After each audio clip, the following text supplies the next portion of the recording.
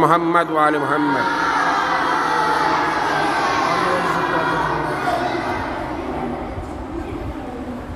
اب کچھ سوالات اور کچھ جوابات یہ دو بچیاں مکتب کی پیش کر رہی ہیں مذہبی معلومات پر متعلق۔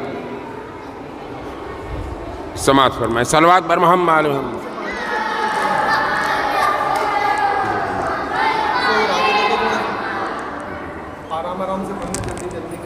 سوال اس طرح بولنا کہ سمجھ میں آئے۔ بسم اللہ الرحمن الرحیم۔ محترم علماء اکرام اور سامعین حضرات، السلام علیکم۔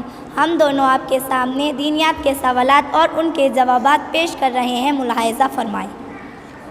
مذہب کسے کہتے ہیں اور اس کا کیا مقصد ہے؟ جو قانون، جو دین انسانوں کو جینے کا طریقہ اور سلیقہ بتائے، اسی قانون کا نام مذہب ہے اور اس کا مقصد لوگوں کی ہدایت کرنا ہے۔ دہریہ بحث میں کیسے ہارا؟ ہمارے چھٹے امام جعفر صادق علیہ السلام کے پاس ایک دہریہ آیا جس کا نام عبداللہ دئی ثانی تھا۔ اس نے اصحاب کے سامنے حضرت سے خدا کے بارے میں بحث کرنا چاہی۔ آپ نے پوچھا تیرا نام کیا ہے؟ وہ جواب دیے بغیر چلا گیا۔ اصحاب نے حیرت سے پوچھا مولا یہ شخص کیوں چلا گیا؟ یہ تو آپ سے بحث کرنے کے لیے آیا تھا۔ امام نے فرمایا بحث ختم ہو گئی اور وہ اپنی بحث میں ہار گیا، اسی لیے شرمندہ ہو کر چلا گیا۔ اصحاب نے عرض کی مولا اس نے تو کوئی بات ہی نہیں کی، پھر بحث کیسے ختم ہو گئی؟ امام نے فرمایا میں نے اس کا نام پوچھ لیا۔ وہ سمجھ گیا کہ نام بتانے پر میں فوراً اس سے سوال کروں گا کہ جب اللہ ہی نہیں ہے پھر تو عبداللہ کیوں کر ہے؟ کیونکہ عبداللہ کے معنی ہے اللہ کا بندہ۔ جب اللہ ہی نہیں ہے تو بندہ کہاں سے آ گیا؟ اسی طرح دہریہ بحث میں ہار گیا۔ خدا کو ایک کیوں ماننا پڑتا ہے؟ دو خدا کے ماننے میں یا تو ایک کو محتاج ماننا پڑتا ہے یا دنیا کا کاروبار دھرم بھرم ہو جاتا ہے، اسی لیے خدا کو ایک ماننا پڑتا ہے۔ عبادت کس چیز کا نام ہے اور سب سے بڑی عبادت کیا ہے؟ اللہ کو خوش رکھنے کا نام عبادت ہے اور سب سے بڑی عبادت نماز ہے۔ نماز جماعت سے کیا فائدہ ہے؟ نماز جماعت میں اتحاد اور آپس میں بھائی چارہ پیدا ہوتا ہے۔ ہمارے نبی کی عبادت کیسی تھی؟ ہمارے نبی ساری رات اللہ کی عبادت میں مشغول رہتے تھے، یہاں تک کہ آپ کے پیروں پر ورم آ جاتا تھا۔ نماز کی شان کیا ہونا چاہیے؟ نماز میں بس اللہ کو یاد رکھنا چاہیے، ادھر ادھر کا کوئی خیال دل میں نہیں آنے دینا چاہیے۔ کسی امام کی نماز کا کوئی واقعہ بیان کرو۔ امام زین العابدین علیہ السلام یہ ہمارے چوتھے امام ہیں۔ یہ ساری رات اللہ کی عبادت میں مصروف رہتے تھے۔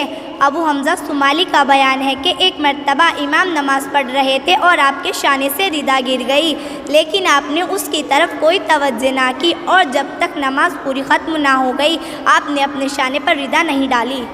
اللہ نے جناب ابراہیم کو آگ سے کیوں بچا لیا؟ کیونکہ جناب ابراہیم نے اللہ پر بھروسہ کیا تھا۔ جناب ابراہیم کو آگ میں کس نے ڈالا؟ نمرود نے ڈالا تھا۔ خدا کے عادل ہونے کی کوئی ایک دلیل بیان کرو۔ خدا عادل ہے، اس کا یہ مطلب ہے کہ اس نے اپنے بندوں کو حکم دیا ہے کہ ظلم نہ کریں، اور قرآن مجید میں بھی یہ حکم بار بار آیا ہے۔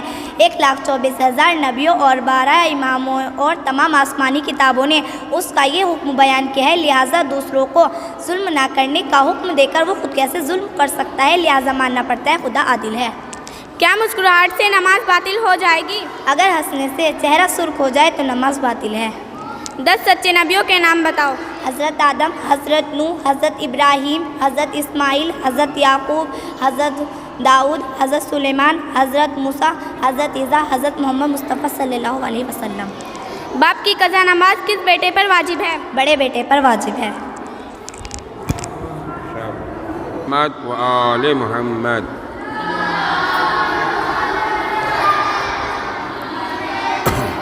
اب یہ آج کی محفل کا آخری پروگرام ہے اور یہ درجہ پنجم کی طالبہ غدیر کے عنوان سے ایک مختصر سی تقریر کر رہی ہے، ملاحظہ فرمائیں اور صلوات پڑھیں بر محمد و آل محمد۔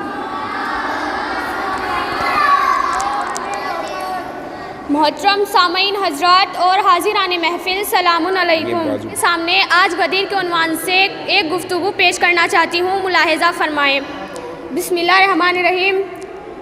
حضرت رسول خدا صلی اللہ علیہ وآلہ وسلم آخری حج کر کے مکہ معظمہ تشریف لا رہے تھے کہ آپ کے ساتھ حاجیوں کا بڑا مجمع تھا۔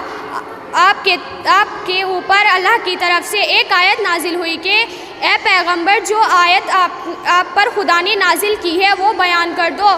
اگر آپ نے یہ بیان نہ کی تو کچھ بھی خدا کا پیغام بندوں تک نہ پہنچایا اور خدا آپ کو لوگوں سے بچائے گا. حضرت رسول خدا صلی اللہ علیہ وآلہ وسلم ایک ہجاووں کے ممبر پر گئے اور ایک تقریر بیان فرمائی جس میں سب سے آخر میں یہ فرمایا کہ اے مسلمانوں کیا میں تمہارے اوپر تم سے زیادہ اختیار رکھتا ہوں. اس سوال کا مقصد یہ تھا کہ کیا تم مجھے اپنا حاکم سمجھتے ہو یا اپنے آپ کو اپنا حاکم سمجھتے ہو؟ لوگوں نے کہا حضور ہم آپ کو اپنی جان و مال کا حاکم سمجھتے ہیں. حضرت رسول خدا صلی اللہ علیہ وآلہ وسلم نے حضرت علی علیہ السلام کے دونوں بازو کو اوپر اٹھا کر مجمع کے سامنے کیا اور فرمایا من کنتو مولا ہو فہذا علی مولا، جس کا میں مولا ہوں اس کے یہ علی مولا ہے.